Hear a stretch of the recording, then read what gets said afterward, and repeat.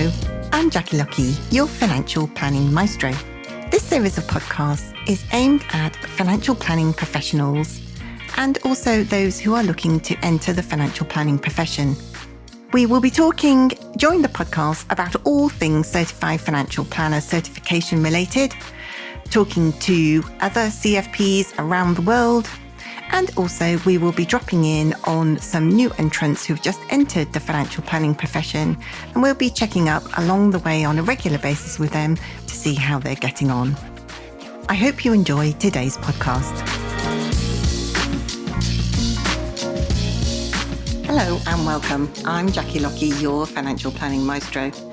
And in today's podcast, we are talking all things Certified Financial Planner related with a very special guest, and that is Fiona Bolt from Cameron Jones Financial Management. Hello, Fiona. Hello, Jackie. How are you doing? I'm good, thank you. Lovely to hear you. So we are going to talk about your journey to gain your Certified Financial Planner license and all the ups and downs along the way. We had a great fun together, didn't we, over the last 12 months or so? Yeah. Getting you through. But before we get into all of that, I would like to take you back to the very start of your financial advice world journey.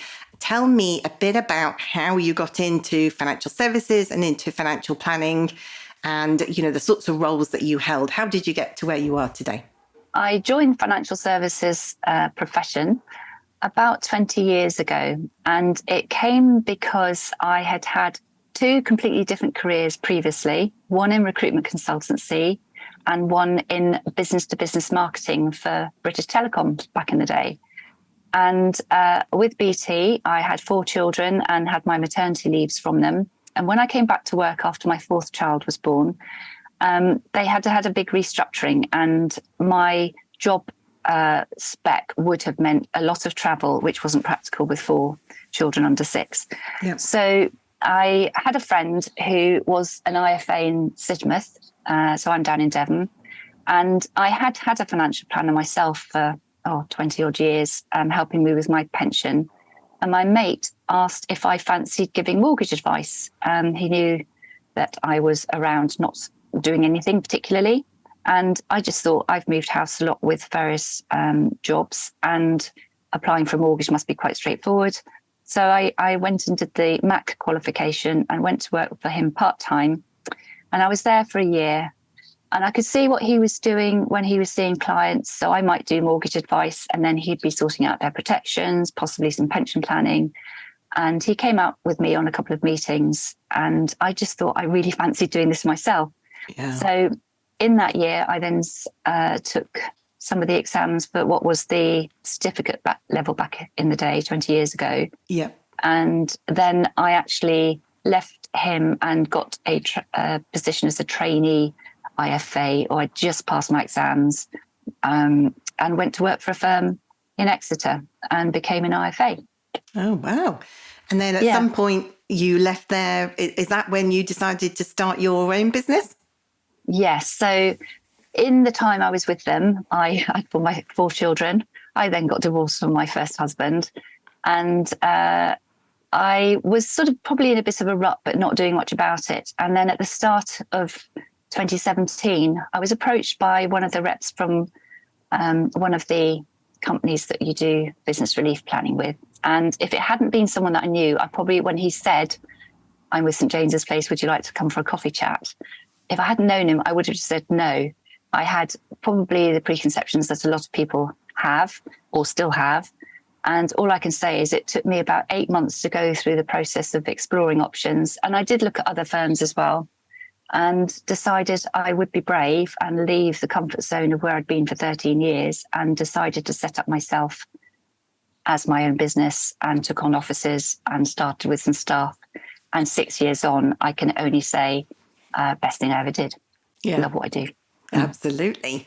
And that certainly came across when we were doing our training sessions together. So tell us a little bit about how you found out about the Certified Financial Planner certification and why you decided to embark on that journey. Okay, so I think I suffer immensely from imposter syndrome. And I always feel I have to prove myself. And more than anything, I wanted to get to chartered to just show I could do it, because I could have carried on and never taken chartered exams. I did have an MBA that I'd sat when I worked for BT, and I had a degree before that. But I felt partly just to say I'm as good as anyone else out there, but also to improve my knowledge and just make me more confident in my dealings with clients.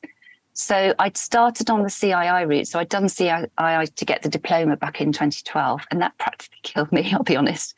I hate doing exams. So I'd done a couple of the advanced exams with St James's Place. So I did one, inclusive financial planning, which was one they had. I think everyone can do it now.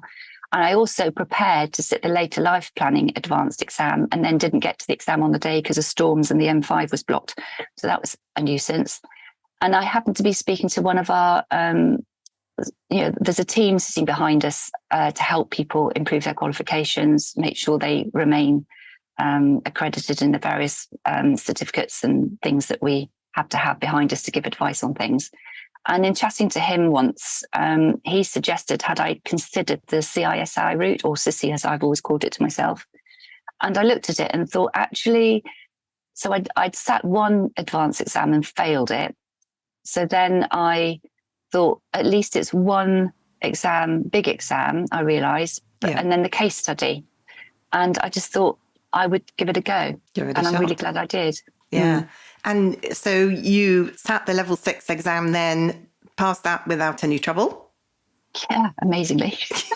Yes. Fantastic.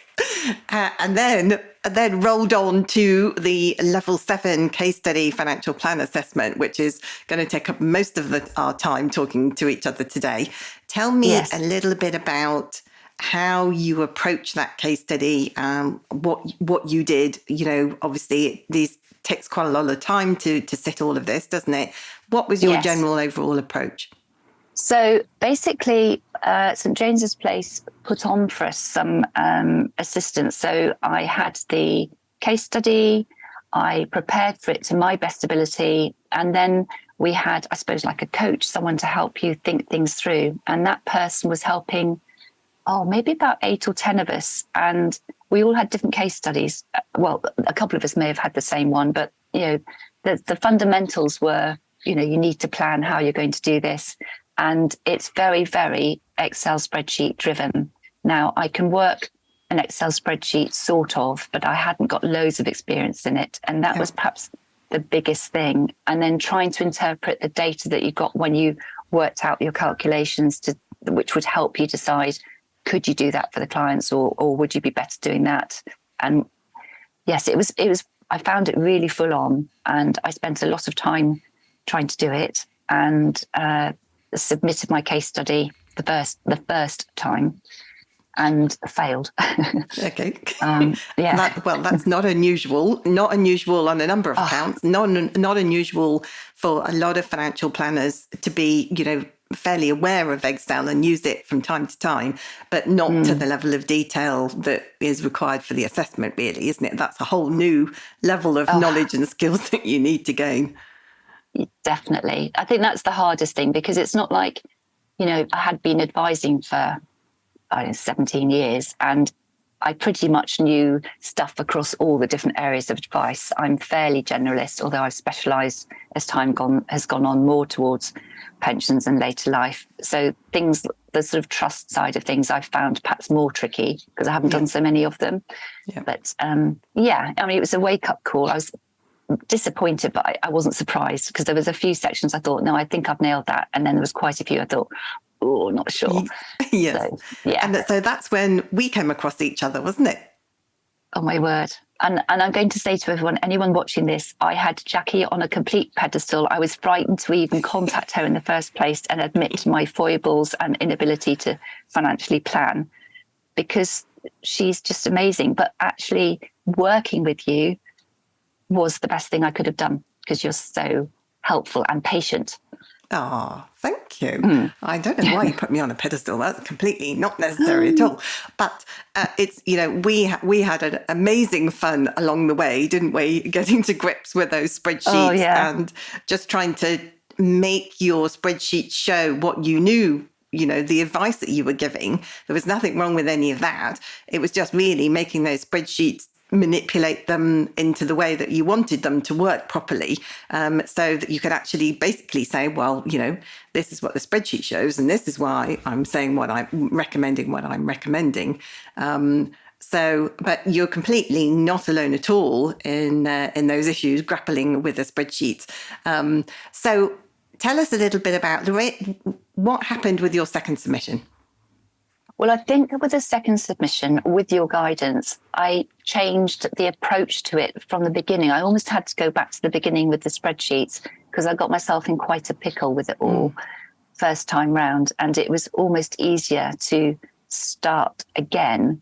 But having gone through the first, obviously I knew my data even better, knowing my case study inside out. I was living and breathing it. But it was just the way I structured the spreadsheets and all the different tabs that you have at the bottom for the what if scenarios. And it was just a different way of looking at the data. So some of the things I think I did the first time round probably led me down conclusions. And it was just the way the data had been set up and it wasn't right. It was a lot easier second time round. So I wish I'd spoken to you at the beginning, really. Yeah. Well, better late than never. It's all good learning. Absolutely fine. Yes. We still got you there. We still got over the line, and that's the most important thing out of all of this. So were there any particular, other than the spreadsheets, how did you find the whole process? Has it been helpful looking back now? I mean, it's a few months now since you got your CFP. Congratulations on that, by the way. Thank you. And looking back, how has the process forced any changes, both in you as a person and you as a business? Definitely. I think the first one is the way that I was writing my answers in the case study. I think I've always been is the word verbiose. So if I could say something in 10 words instead of 2, that's what I used to do. And I've really learned to stop doing that in every aspect of my advice now. So if I have a meeting with a client, say I have a first meeting with a client, I think I'm more confident to just say what I think they should be doing. And before I was maybe tiptoeing around it and not wanting to be too pushy. And I feel I've grown into my skin. I have confidence in what I'm saying and doing. And actually I'm a bit more, here's the bullet points. We've discussed estate planning, say, and these are the steps that I would see we could go to get something sorted. So I'm a much less wordy. I'm much more visually structured so that people can understand it. Because a lot of clients say, if you write a really tomey long report, they lose track after paragraph 2 and they're not interested. A lot of them say, I can only do visual fee. I don't want to have long stuff. So I'm more succinct, more to the point, and more, these are the steps. And that's the way you encouraged me, I think, with my case study to be more clarity, simples. And I've taken that through into work. And I always say now, if someone says what I do, I say I'm a goals-based financial planner, because that's what I think I do. Yeah. There's your goals. This is what we're going to. And using cash flow modeling and the spreadsheets and Excel spreadsheets that I do a lot more frequently now, it makes it work. That's fantastic. That's great to hear. And I think you're right. Clients do, we love financial planning. So we kind of immerse ourselves in it day in, day out, don't we? So it's easy for us to read a report and therefore to create a report. But I think quite often, lots of clients just, their eyes glaze over, don't they? And they just kind of think, oh, just tell me what you want me to say. What do you want me to do, Fee? Let's just get on with it, cut to the chase. And so I think, obviously compliance interferes with the simplicity of that. But I think actually, learning to write more succinctly, it helps all of us by going through a process to be able to do that. So that's great to hear. And as a business, because I know you've got a team working behind you, how did they find you going through the assessment? I guess they probably didn't see much of you for a while. Well, they had to cope. Yeah, you're absolutely right. One of the things that I've thought about was how many hours did I put into getting the CFP. And just for the case study alone, I reckon it's got to have been 150, 200 hours. I lost track. There was so much work, and especially as I had to resit more than once. Yep. Each time I went back to it, it was like head down, really so desperate to pass it. So, yeah, hours and hours. But it's great to have that team of support of people behind you, isn't it? To be able to go, okay, I'm just going to kind of keep things ticking along while you're spending all of those hours devoted to it. Yeah. I mean, I worked, my children were older and some no longer in the business. So at home, I was able to do stuff at weekends, but I also did block, a couple of days out a week quite often. Yeah. Just to have the time to get on with it. It is giving yourself the luxury of the time and knowing that someone somewhere can answer the phone and take messages and deal with things on your behalf when you're just trying to immerse yourself and not lose your train of thought. Yeah. And have your team noticed a difference in you since completing the CFP? Yeah, I think so. My emails and my audit trail is probably a lot easier for them because they can spot what I'm saying rather than just masked in loads of paragraphs and words. But I'm probably just a bit more, there's more clarity in what we're doing and why I'm doing it. And I'm encouraging them to get their skill levels up too. I've got someone who's my paraplanner who's aspiring to be a financial planner herself. I think they've all had to go along with me, but at the same time, I think we've smoothed our processes and tightened things up big time, which is a positive for everyone. Yeah, I think that's great. That's really good to hear. And it's quite reflective of a number of financial planning firms who do that too. And they kind of think, why? It makes you kind of question why you were doing it the way you were doing it before. Why haven't I done it like this all my life, Yeah, I think because I wasn't as confident before, sometimes I'd probably have a third meeting with a client, whereas now I have the meeting, I think about things and maybe do a bit of research, and then I'm able to write this very clear plan as I see it for them, usually as an email. And then it's a lot clearer it's like an agenda almost for the next time you get together. So it's just, it makes things happen a bit more quickly than perhaps me faffing around like I did before. I better have another meeting, better catch up on that bit. Yeah. I know what I need to ask and I know how to lead the client's conversations whilst giving them confidence to let them think about it. And then I come back with a cunning plan. Yeah, that's great to hear. And so, overall, looking back now, are there any particular areas of tips that you would give other people who are saying, okay, well, maybe I'm sitting on the fence and I'm not sure if I want to do the CFP. I've heard all sorts of stories about how long it takes you. What tips and hints could you share with others? Well, the first one is I personally found this SISI manuals easier to work through than the CII. The exam in the first place, the level 6 exam, actually, although it's a big piece, it was doable. And I don't know why I found the CII route harder, but I found the CISI much more straightforward because it felt more applicable and practical based on your day job. Yes. And as for the case study, my top tip would be, first of all, speak to Jackie Lockie because she is the one that's going to help you big time. Other top tip I'd give is that I stupidly didn't change my membership from the CII to the CISI until I'd actually gone right through everything, not realising that if you don't put in some years of CPD with CISI, you can't call yourself chartered. And that's exactly how I found myself last year, which really pissed me off. So, because I'm so proud of getting it and I want to write chartered financial planners across my offices, which is going up soon. That was my other top tip. And just make time, give yourself the time to dedicate and focus yourself to getting this piece of work done because it's so worth it. Yeah. And I mean, 10 weeks is a very tight time frame to devote, 150 to 200 hours, isn't it? Yeah. And it doesn't, you can't just go, oh, well, I'll just do 20 hours a week or whatever. And it's not really linear. There are certain places like with the spreadsheets where you're diving in, feels like, never ending, doesn't it? You've got to stay in there whilst your head's in the zone.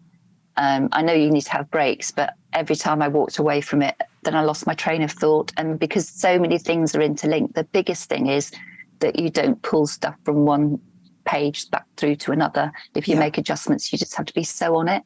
Yeah. But it's really useful. I honestly, spreadsheets now, I'm not so frightened of them. And I've actually used them quite a bit with clients. Just bish, bash, bosh, just pull something out, bit of, forecasting, whatever. And it's there now, whereas before I was probably frightened to do it. Yeah.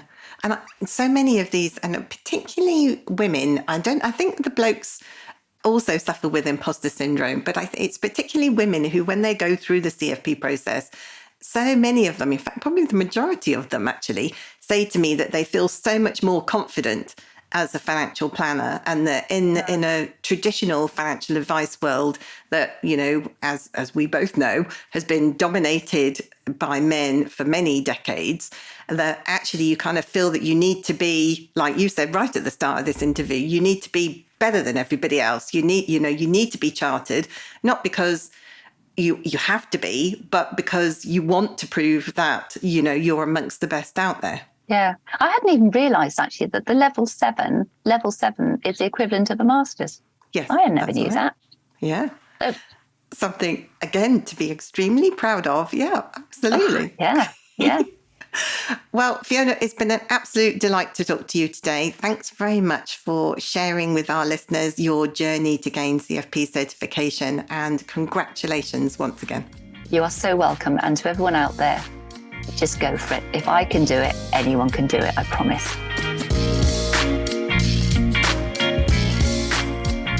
It's really interesting, isn't it, to listen to different people who have different experiences of gaining their certified financial planner certification, or maybe developing the financial planning profession at large. If you know anybody who you think might be interested in listening to any of these podcasts, then please do pass on our details. That's it from me. I hope you've enjoyed today's episode. See you again soon. Bye for now.